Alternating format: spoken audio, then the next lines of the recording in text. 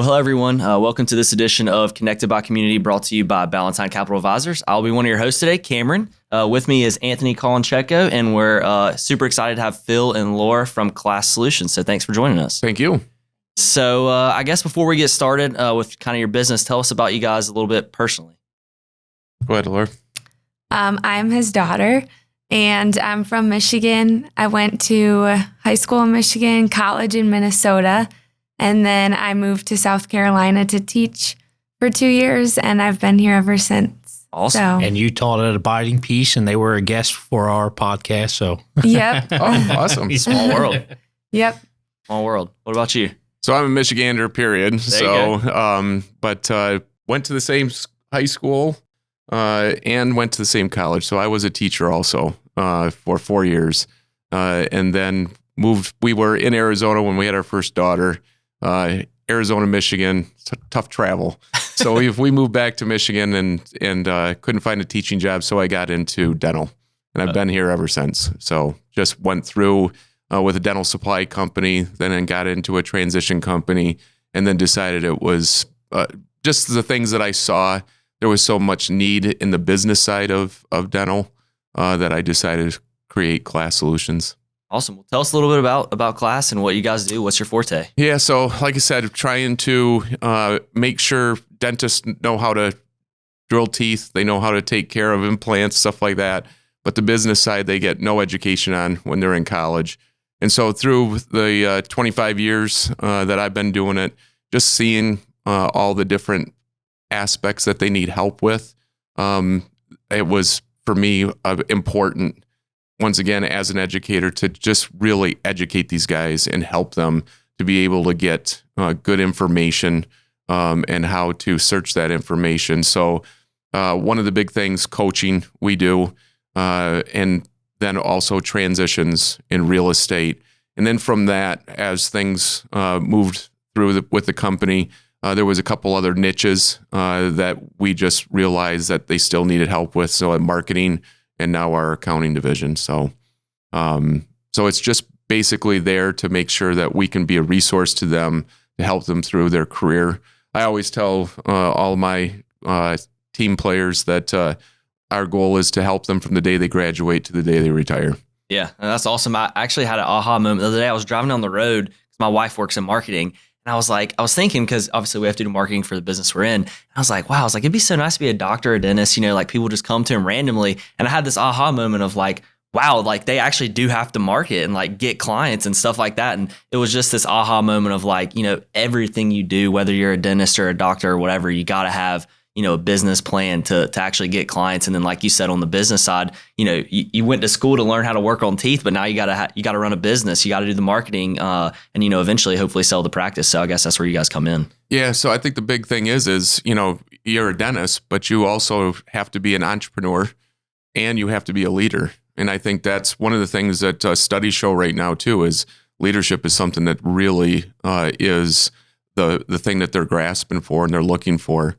In that. So you're absolutely right. And I think back in the day when I first started with dental, 25 years ago, I think that's the same thing as the phrase that always was used was just hang a shingle and they'll come. And that was probably pretty much true, but a lot's changed in 25 years. And in the last 10 years, if you look in the dental community, just with equipment, supplies and stuff, there was a massive time frame where technology was just flipping things really, really quick.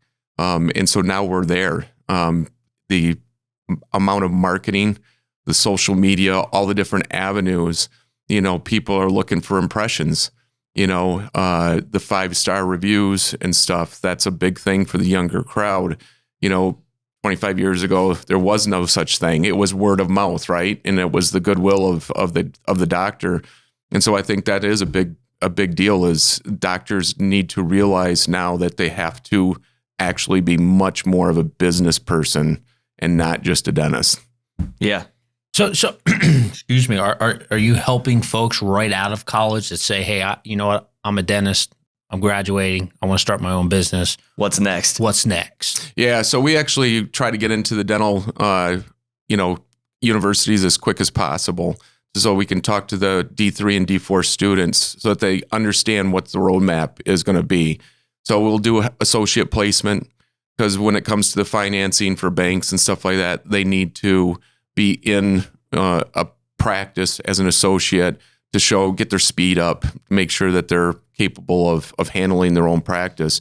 But I would say right now, one of the biggest things that we are running across is startups, because what's happening is the younger crowd is looking at the older dentists, and a lot of these dentists, the older dentists, they have, stuck around. They went through the recession and now COVID. And when COVID hit, we had dentists all over the country say, I'm just shutting my doors, but they've through all these different things, they've held on too long.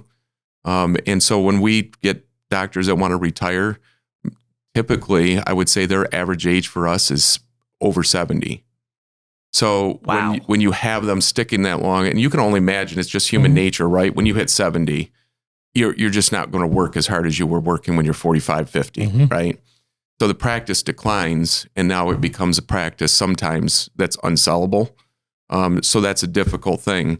And so when a new guy comes out and they look at a practice that's been declining over the last 3, 5, 10 years, they look at it, and with the savvy that the new ones have with marketing and stuff, they look at the demographics that we give them and they say, why not just start our own? And so startups have become just a gigantic thing for us in our coaching and with our transitions. So we have a specific startup program for that. Wow. Never thought about that at all. I also didn't realize dentists were working at 70 years old. That's insane. Yeah. That is insane. So you mentioned COVID, and that was going to be one of my questions. How has that changed the whole, practice for dentists? So it's a little bit different because it depends on the part of the country that you're in, right? So in where Klas is originated in Michigan and in the Midwest, before COVID, there were banks that were willing to go up to 100% financing, zero down, 100%. I mean, zero money brought to the table, 100% financing and stuff. So the values of practices were getting overinflated. COVID changed that because now the banks panicked and said, wait a minute, are we going to make it through this? And our loan's going to go bad. So now everything kind of got back to the way it was before. So you're getting back to I would say anywhere between a 60 and 80, 85% value. But now if you come to the Carolinas, where we're at, now you have DSOs big time moving in. So DSOs in the Midwest have pushed through. They've done their 10 years. They've kind of saturated that business. But North Carolina, just 2 years ago, opened up the state for DSOs to come in. South Carolina's always had the ability to have DSOs. But now that this is the new area, so now these guys dentists are going to hear 3 times your value, 4 times your value. And so they hear that and they go, well, then I'm selling to a DSO. The problem with a DSO is no one's going to give you 3 times the value of your practice without making you work for it. Yeah. And that's the biggest thing. For our audience that might not know, can you explain what a DSO is? Yeah, dental service organization. So I'm sorry. So that would be for someone that would know, to know exactly what a DSO, one of the second largest one is Aspen Dental. Gotcha. So Heartland is the largest one. They kind of hide their name. They don't come right out, but Aspen is the one that kind of people know of. Yeah. So, yeah. So they're just big groups, and they try to suck up as many dentists as possible. They're always looking for dental practices that do at least $1 million. And then what they do is they just come in and they try to bring in as much profit out of that, pull as much profit out of that practice as possible. Some DSOs like Aspen, different ones, they'll stick around, and other ones go in, suck out the blood and take off when it's dried up. Wow. And that's it. I guess, can you give us an example of somebody that you might have worked with that owned a practice that was maybe, considering retirement or considering selling, that you guys kind of came in and added some value there and kind of helped them walk through that process?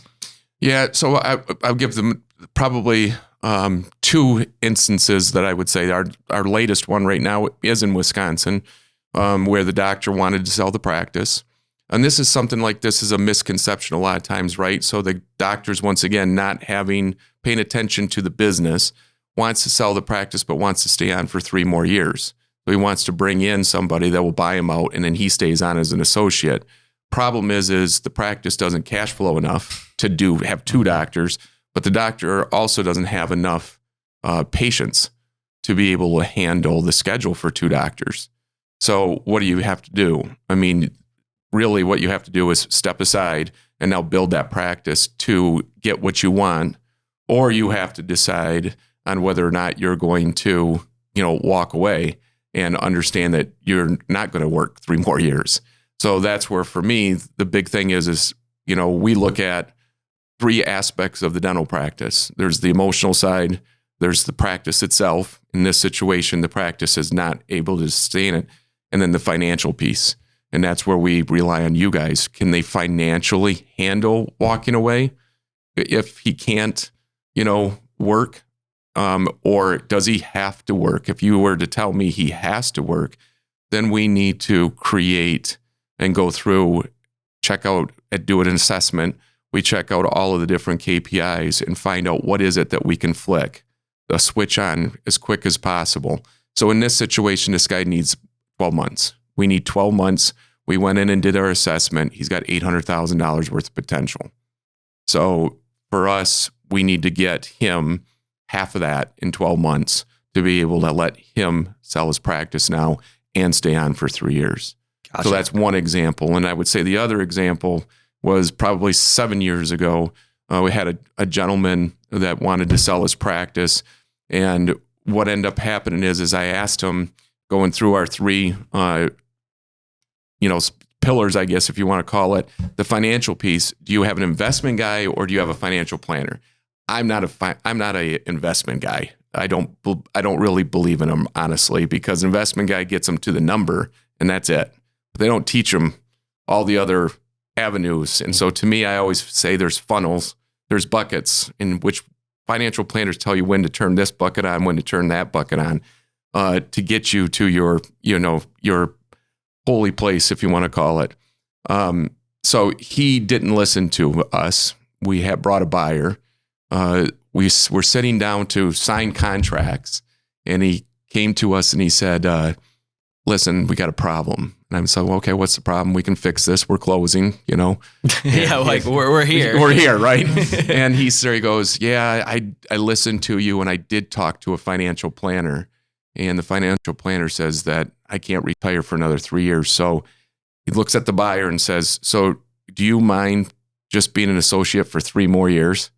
And then I'll sell you the practice?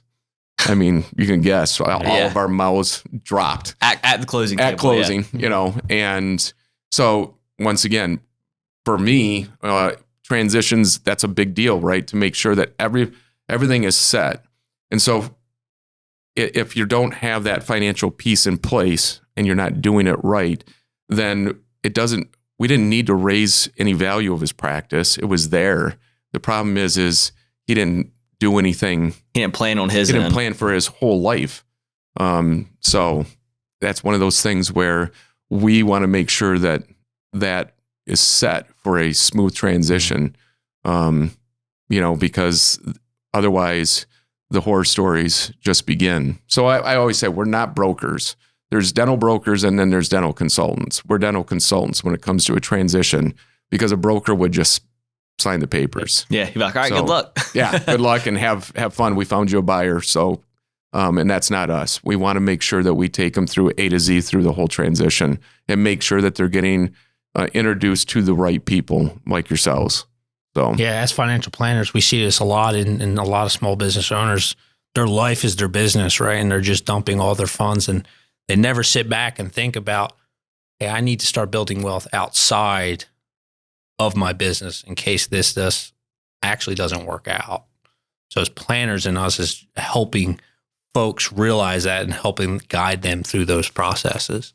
And I think the big thing is some of these guys, especially the older generation, the baby boomers and stuff, like I said, they've plan on their practice to be part of that retirement. I always tell them, so the young ones out there, the best thing I can say is get a financial planner immediately and never plan on your practice as part of the sale. That should just be gravy. That might be a couple extra trips to Europe during your lifetime, for your grandkids, for your grandkids, whatever, right? Actually use that money to create your legacy, but don't allow that practice to be something that you think is going to be part of your retirement plan. Because then you could have a COVID hit. Yeah, I mean, COVID hit, and then same thing is if you have another recession, inflation's going up right now, right? Mm-hmm. So now we got a bunch of doctors right now that tell us, I can't sell right now with this inflation. I'm just going to stick around.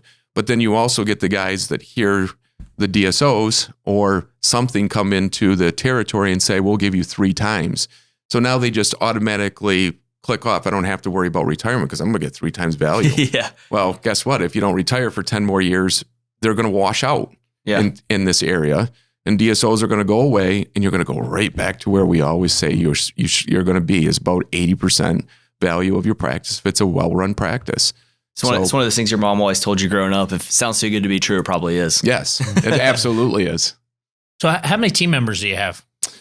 24, I think, right around in that area. So we between coaches, transition people, and real estate agents and brokers. Yeah. Starting a business, have you ever imagined being with 24 employees? And no, this was supposed to be something that I thought was always going to be just a small little. Maybe if I got 10 employees, I was going to be happy to work for me and stuff. But it's the need has just grown.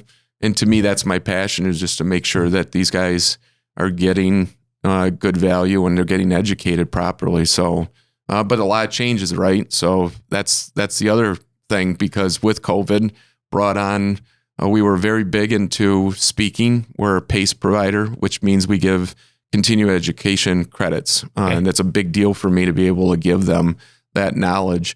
But, with COVID, we did all kinds of seminars all the time. And now, things have switched and people are wanting to do online webinars and different things like that. So, you just gotta roll with the punches. And so we're going to be having a new platform in 2023, a whole new platform for online education and stuff too, just to make sure that we're hitting. Once again, like I said, we want to make sure we take care of those who just graduated to the ones that retired. The ones that are graduating, that's what they're looking for is more online stuff. So we're going to produce it for them. Awesome. So Laura, I'm going to jump in here. Where are you? Are you part of the transition team? And yeah, so I'm part of transitions, but I also am in the process of getting my real estate license. So I've completed all the classes. I'm just waiting for the LLR to accept me to take the PSI. So awesome. So how's it working with your dad? Tell the truth. Honestly, it's very good. He has so much knowledge, and so there's no better person to learn from. So that's awesome. I feel very honored. Yeah. So on the real estate side, so you guys work with agents and brokers to kind of help, because obviously there's either they got to restructure the lease, or if they own the building, there's got to be something along those lines with the practice itself. So I guess, how is that working with them? Yeah. So co-brokering we do in the real estate. That's just the real estate world is like that. So that's not a problem. We're one of the very few, if not maybe the only one. I mean, we try to co-broker with the transition companies and different brokers out there in the transition world. It's just a big faux pas. No one will do it. No one will, split that commission. Real estate's a whole different story. So for us, the reason why I brought real estate on was just, once again, a case in point of, for us, it's very important to have a team of professionals around us that understand dental. And so for us, bringing in people that understand the dental community and work with it. And so not every commercial real estate agent understands the healthcare real estate. So the value of healthcare real estate is more than just a dollar store building, because of the value that's put into that with the build out and stuff like that. So it's just important for us to make sure that we're working with those people and having people understand the whole process in the dental community and medical and vet too, right? It's not just, and when it comes to the coaching, we're dental specific, but when it comes to the transition, stuff like that, that's just the healthcare industry in general. Yeah. So on the vet practices too, I mean, I guess there's a strong similarity there. That's why you were able to kind of take your knowledge from dental and kind of apply it to the vets as well. Yeah. Okay. Yeah. Very similar. It's just instead of people, dogs and cats. And yeah. Like that. Yeah. Same concept. Yeah. Really, really close That's awesome. in nature. So yeah. Have you ever tried to go to universities and just say, hey, you need to incorporate some business classes for some of these dentists? I know they have a large workload, but allowing them to maybe educate themselves. So what ends up happening is where we try to get into the dental schools, and it depends on if the deans are willing to let us, but the schools will say that we don't have time to do that, because of how much they got to get them prepared for it. So what ends up happening with a lot of the dental schools, it's up to the D3s and D4 leaders. There's always someone that's in charge of that class and group and stuff. So it's for us, what they'll usually do is have a monthly meeting where they'll bring in somebody. And so for us, it's just trying to get that. But a lot of times the problem that we run into is the deans won't give us the names or put us in the right. So it's trying to find that and doing that. We're going to be talking to one of the universities here. We've set up some times to get in there and talk to them. So we're going to bring in our CPA and different things like that, make sure that they understand how to just, when they leave, how to create their LLCs, different things like that, just the simple things to start. And then hopefully we can talk to them more and more, get them to understand the whole aspect. Once again, financial planners, when you graduate, call one immediately and find one that's understands dental once again. Yep. So awesome. That's awesome. Where do you guys see, I mean, you guys have expanded so much. Where do you see Klas going in maybe the next 10 years? I guess probably I would say in the next 10 years, I would like to see us fill in a little bit more in having people in the individual states. Once again, very big into, community. We've come from strong families. So family atmosphere, our whole outlook is family. So Klas is my family. So I have 3 daughters and a wife. So Caitlin, Laura, Aubrey, and Shelley is the acronym for Klas. Did not know Solutions. that. Yeah. So family oriented. So to me, community, being in the community, making sure that there's people that are local. So right now, I would say we're nationwide in most of our services. Real estate is a very touchy one because of all the licensing and stuff like that. So I would say, if anything, in the next 10 years to try to get as close to being in all 48 states with someone on the boots on the ground would be a good goal. That's awesome. Yeah, that's a big goal. Well, I'll let Anthony ask our signature question. Yeah, so I'll start with Laura. What makes you tick? So, what makes you motivated? Honestly, I think looking at other people around me, and my parents have always instilled hard work in me, whether it was sports or schoolwork. So I think I just have that instilled in me to do better each day. So awesome. Same thing for me, huh? I would say to me, it's just the fact that I love the education part. I love teaching. I love getting up and doing what I do. So I don't feel like I need to be motivated. What makes me tick is to get up and see what else I can do this day to make this, like this podcast. Very excited to be here, and thank you for letting us be on it, because it gives us a chance for us to hopefully, get people to start thinking and to motivate themselves. Because there's nothing better for me is to see someone else succeed. I'm happy. I have a great life. I have great family, great kids and stuff. So to me, if I can make someone else sit there and, be able to say thank you for the help, that means the world to me. So that's Awesome. what makes me tick. Thank you guys both so much for coming. What's the best way for, if there's dentists or veterinarians or people out there to get in contact with you guys to learn more about your services and potentially reach out? Yeah, probably you can go to our website, of course, which is klassolutions.com. Class is KLAS, just to some people want to put a double S on there. Klassolutions.com, but our 800 number is 844-552-7100. And then you could always just info@Klas Solutions too. So, awesome. Yeah. Well, thank you guys so much and really appreciate all you guys are doing in the community as well. So thank you. Yeah, thank you. Thanks Awesome. for having us. Well, thank you guys again for tuning into this edition of Connected by Community, brought to you by Ballantine Capital Advisors. Until we see you again, go out and make our community great.